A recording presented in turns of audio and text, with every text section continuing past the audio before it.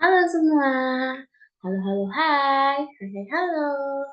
Perkenalkan, saya Agatha Christie dengan F1081221063. Hari ini saya akan membuat video pembelajaran tentang sumber energi. Nah, sebelum kita masuk ke video pembelajaran, saya mau mengajak kalian semua untuk tepuk semangat sebentar. Coba diikuti ya. Tepuk semangat. Ding, ding, ding. Dang, dang, dang. Dung, dung, dung. Semangat.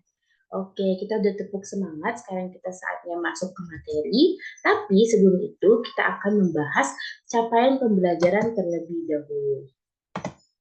Nah, capaian pembelajaran dari materi ini, peserta didik mengidentifikasi sumber dan bentuk energi serta menjelaskan proses perubahan bentuk energi dalam kehidupan sehari-hari. Contohnya seperti energi kalor, kemudian listrik, bunyi, dan cahaya. Lalu ada juga tujuan pembelajaran. Nah, tujuan pembelajarannya ini yang pertama, peserta didik mampu mengidentifikasi sumber dan bentuk energi dengan baik. Yang kedua, peserta didik mampu mengidentifikasi proses perubahan energi dalam kehidupan sehari-hari dengan baik.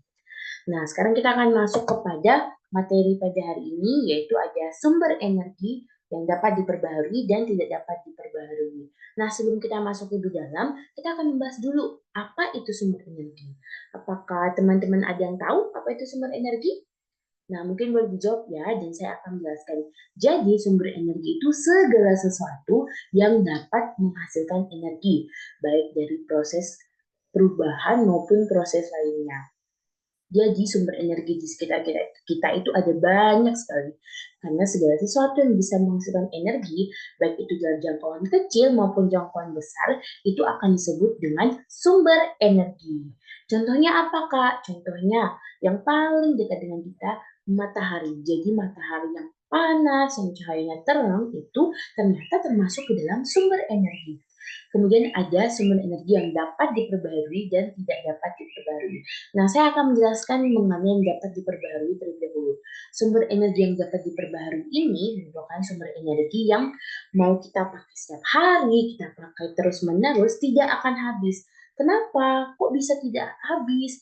Karena mereka akan diperbarui dari hari ke hari. Jadi, sebanyak-banyaknya kita pakai, dia akan kembali lagi kepada kita.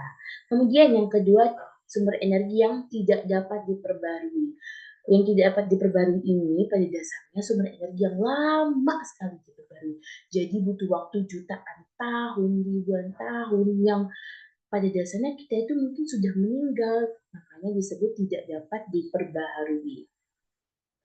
Lalu kita akan membahas lebih mendalam mengenai sumber energi yang dapat diperbaharui. Yang pertama yang tadi sudah saya sebutkan yaitu matahari.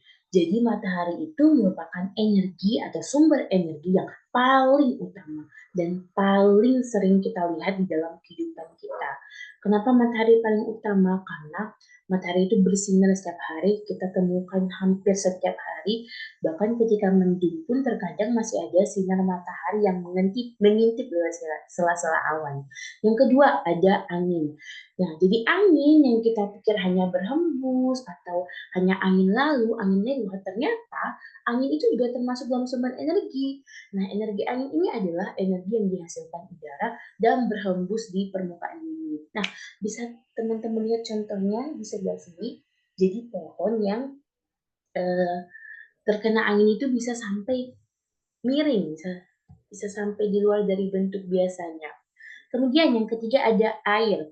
Nah, air yang kita temui setiap hari, air yang berasal dari air hujan, yang tiap hari kita minum, kita pakai untuk mandi, kita pakai juga untuk masak, jadi kita bisa makan sesuatu yang berkuah, ternyata energi air ini bisa menghasilkan tenaga, yang dalam bahasa Inggris disebut dengan hydropower. Gimana Kak caranya supaya energi air itu bisa kita dapatkan? Jadi air ini dimanfaatkan dari gerakan air dari bendungan atau memanfaatkan aliran air yang mengalir, maka bisa tercipta energi air. Kemudian ada panas bumi. Nah, panas bumi ini merupakan energi yang bersumber dari dalam perut bumi. Nah, bisa teman-teman lihat di dalam gambarnya. Jadi ini merupakan contoh panas bumi yang berasal dari dalam perut bumi. Kemudian selanjutnya ada biomasa. Biomasa itu apa? Mungkin biomasa ini masih asing buat teman-teman. Nah, biomasa ini adalah keseluruhan makhluk hidup atau mati. Contohnya apa, Kak? Bisa tumbuhan, binatang, serpihan kayu, kemudian bahkan sesuatu yang tidak bisa kita lihat dengan mata telanjang, yaitu mikroorganisme. Nah, itu dia sumber daya alam yang bisa diperbarui. Kita lanjut kepada sumber daya alam atau sumber energi yang tidak dapat diperbarui.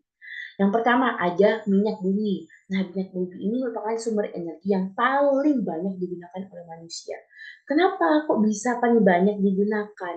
Jadi, minyak bumi ini menjadi sumber energi yang tidak dapat diperbarui, yang paling banyak digunakan karena kendaraan-kendaraan itu menggunakan minyak bumi. Atau mungkin lebih umumnya teman-teman dengarnya bensin, solar. Nah, itu dia contoh dari minyak bumi. Mungkin teman-teman ke sekolah diantar pakai sepeda motor, mobil, atau orang tuanya kerja pakai motor, mobil, itu kan setiap hari. Karena itu minyak bumi ini menjadi sumber energi yang paling banyak digunakan oleh manusia. Yang kedua ada batu bara yang sudah tertera gambarnya di sini. Jadi batu bara adalah campuran kompleks dari zat kimia organik yang mengandung karbon, oksigen, dan hidrogen dalam sebuah rantai karbon. Kemudian yang ketiga, ada sumber energi fosil. Jadi sumber energi fosil ini berasal dari makhluk hidup yang sudah mati. Contohnya yang seperti pada gambar yaitu ada dinosaurus. Jadi dinosaurus ini sudah mati, kemudian terpendam dalam tanah hingga jutaan tahun. Jadi bukan waktu yang sebentar ya, sangat lama, memerlukan waktu jutaan tahun. Nah, contoh dari energi fosil ini yang ada pada 1 dan 2 tadi yaitu minyak bumi dan batu bara. Kemudian ada sumber energi mineral alam, di mana sumber energi mineral alam ini bisa dimanfaatkan menjadi sumber energi, namun harus melalui beberapa proses terlebih dahulu. Contohnya apa? Contohnya seperti uranium yang bisa menghasilkan energi nuklir. Kemudian ada transformasi energi. Secara sederhana, transformasi energi atau bisa disebut juga dengan konversi energi itu merupakan proses perubahan. Jadi merupakan proses perubahan energi dari satu energi ke energi lainnya. Contohnya mungkin dari energi cahaya atau panas ke energi listrik. Lalu contoh dari transformasi energi ini ada transformasi energi air. Misalnya dari kincir air ya. Kincir air ini digerakkan oleh air yang mengalir, dihubungkan dengan generator, kemudian akan menghasilkan energi listrik dari sumber energi air ke sumber energi listrik. Kemudian ada transformasi energi matahari. Kalau di negara India itu ada kompor yang menggunakan panas matahari. Kemudian yang ketiga ada transformasi energi hasil tambang. Dari minyak bumi tadi bisa menjadi bahan bakar kendaraan atau bensin. Kemudian dari gas alam bisa menjadi gas LPG yang kita pakai untuk memasak. Kemudian ada transformasi energi angin. Jadi energi angin ini contohnya mirip seperti energi air yaitu kincir angin, di mana kincir anginnya itu digerakkan oleh angin dan dihubungkan ke generator maka akan menghasilkan energi listrik. Nah itu dia perubahan dari beberapa energi menuju ke energi lainnya. Nah, sekarang kita akan masuk ke kesimpulan dari video pembelajaran hari ini. Nah, sumber energi ini sangat dibutuhkan oleh setiap orang, semua orang, termasuk saya dan kamu. Sehingga kita itu harus menjaganya. Bagaimana cara menjaganya? Salah satu cara menjaganya itu dengan tidak menggunakan energi secara berlebihan, tapi menggunakannya secara bijak dan secukupnya agar energi itu atau sumber energi itu bisa bertahan lebih lama. Kemudian transformasi atau perubahan energi ini membuat kita bisa merasakan berbagai teknologi, tentunya teknologi yang memudahkan kita seperti gas alam diubah menjadi gas LPG itu kan memudahkan kita dalam memasak. Nah, sekian video pembelajaran pada hari ini. Semoga bisa membantu teman-teman semua dalam memahami materi sumber energi. Sekian dari saya. Terima kasih. Sampai jumpa.